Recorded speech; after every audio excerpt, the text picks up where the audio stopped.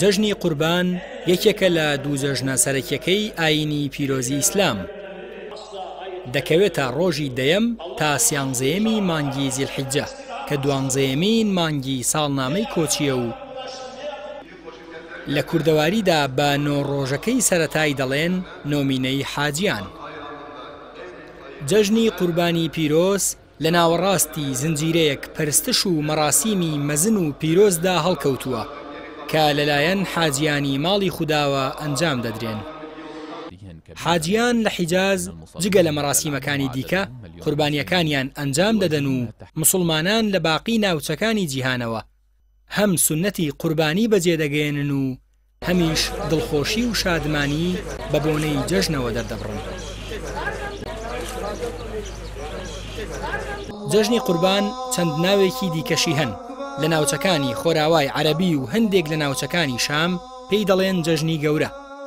لە کەنداوی عەرەبی پێی دەوترێ جەژنی حاجیان و لەلای بەشێک لە گەلانی ئاسیای خۆرهەڵات و ناعەرەب. لە نمونەی تورکیا و ئێران و کوردستان پێی دەڵێن جەژنی قوربان.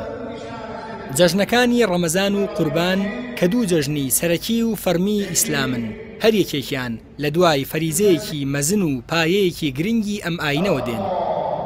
جەژنی ڕەمەزان لە دوای مانگێک لە بەڕۆژوبوون دێت کە ڕۆژوو پایەی سێمی ئیسلامە.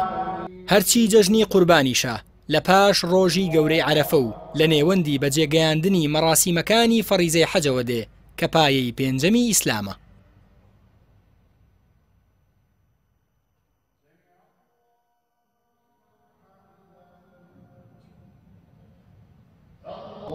بەڕێوەچوونی یەکەمین جەژنی قوربان هاوتا لەگەڵ فەریزەی نوێش مێژوەکەیان دەگەڕێتەوە بۆ ساڵی دووەمی کۆچی.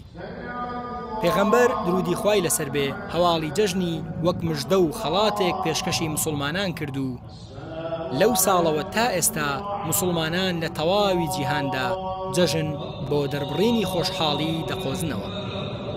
ئەو خۆشحاڵیەش کە دەری دەبڕن جگە لە سوودە دەرونی و معنەویە دنیاییەکە پاداشتی قیامەتیشیان لێوە چن دەکەوێت.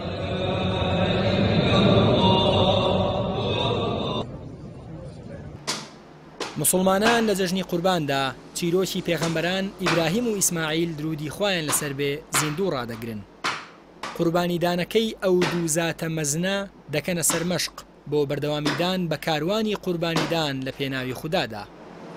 مسلمانان بە جێبەجێکردنی دروشمەکانی جەژن ڕۆژە دیاریکراوەکانی ئەم مانگە دەڕازێننەوە. نوێژی سونەتی جەژن ئەنجام دەدەن، گەردەنازادی لە یەکترەکەن، خەندە و پێکەنین و شادی پەخشەکەن. ئاژەڵان دەکەنە قوربانی و گۆشتەکەی بەسەر یەکدیدا دەبەخشنەوە. دڵی منداڵان خۆش دەکەن و خۆشیان جلوبەرگی نوێ و پاک و خاوێن دەپۆشن و بە گەرم و گوڕیەوە پیرۆزبایی لە یەکتر دەکەن. هەمووان زیکر و یادی خوددا دەڵێنەوە و بە درێژایی چوار ڕۆژی جەژن ئاوازی تەکبیرەی ئەڵڵاهو ئەکبەر دەچڕن.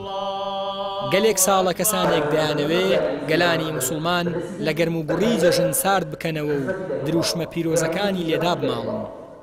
ئەوان دەیانەوێ مسلمانان گرنگیەکی ئەوتۆ بە جەژنەکانی خۆیان نەدەن و خاوەنداریەتی لەو میراتە پیرۆزە نەکەن کە بۆیان بەجێماوە.